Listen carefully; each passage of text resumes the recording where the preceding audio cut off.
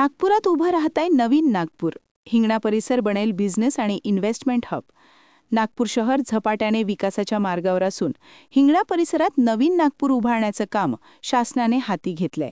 नागपूरला आंतरराष्ट्रीय शहर बनविण्याच्या उद्दिष्टाने हे प्रकल्प राबवले जात आहेत. हिंगणा परिसरात इंडस्ट्रीयल, कमर्शियल आणि बिझनेस हब उभारण्यास सुरुवात झाली आहे. राज्याचे महसूल मंत्री आणि नागपूरचे पालकमंत्री चंद्रशेखर बावनकुळे यांनी सांगितले की नागपूर हे आता इन्व्हेस्टमेंट हब म्हणून ओळख मिळवत आहे. येथे बिझनेस सेंटर, 0 माईल सारखी आधुनिक सुविधा तसेच उच्च कौशल्य असलेले मनुष्यबळ उपलब्ध असल्याने देशभरातील उद्योजक नागपुरात गुंतवणुकीस उत्सुक आहेत. नागपूर हे खऱ्या अर्थाने पुढच्या काळामध्ये एक आंतरराष्ट्रीय शहर म्हणून डेव्हलप होणार आहे. एक इंडस्ट्रियल डिस्ट्रिक्ट, एक कॉमर्शियल डिस्ट्रिक्ट, एक बिझनेस हब नागपूर तयार होत आहे. नागपूरला आम्ही इंडस्ट्रियल कॉरिडॉरही करतोय.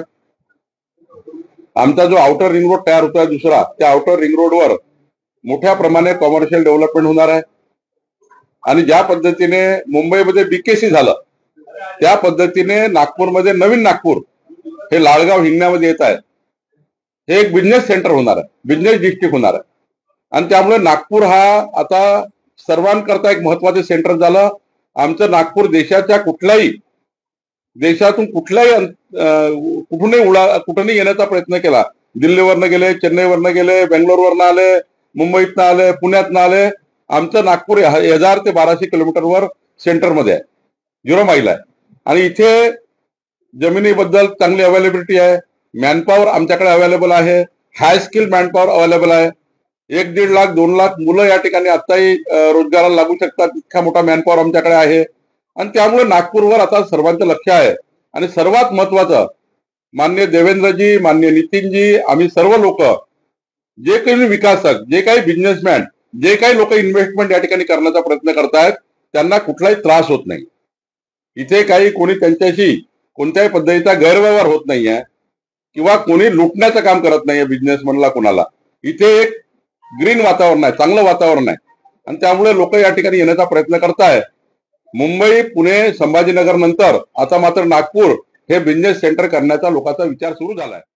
नागपूरमध्ये पारदर्शक कारभार आणि गैरव्यवहारांना थारा नसल्यामुळे गुंतवणूकदारांचा विश्वास वाढला असून मोठ्या प्रमाणात उद्योग गुंतवणूक आकर्षित होत असल्याचे बावनकुळे यांनी नमूद केले. त्यांनी पुढे सांगितले की हिंगणा परिसरात उभारले जाणारे नवीन नागपूर हे महाराष्ट्राच्या विकासाला नवी दिशा देईल आणि विदर्भाला रोजगाराच्या असंख्य संधी निर्माण करून देईल. कॅमेरामॅन सचिनसह सनी भोंगाडे, शंखनाद न्यूज, नागपूर.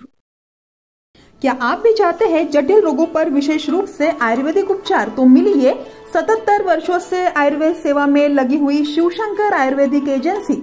अनुभवी वैद्य डॉक्टर, सभी प्रसिद्ध कंपनियों की दवाइयाँ और सभी प्रकार की जड़ी बूटियों और रोग प्रतिकारक शक्ति बढ़ाने के लिए कई प्रकार की दवाइयाँ प्राप्त करने का एकमात्र विश्वसनीय स्थान. हमारे यहाँ सभी प्रतिष्ठित कंपनियों की दवाइयाँ उपलब्ध है. समय सुबह 10 बजे से रात 9 बजे तक. तो फिर इंतजार किस बात का? महाजन मार्केट के पास, टेम्पल बाजार रोड, सीताबर्डी, नागपुर. 8605245080 9112079000.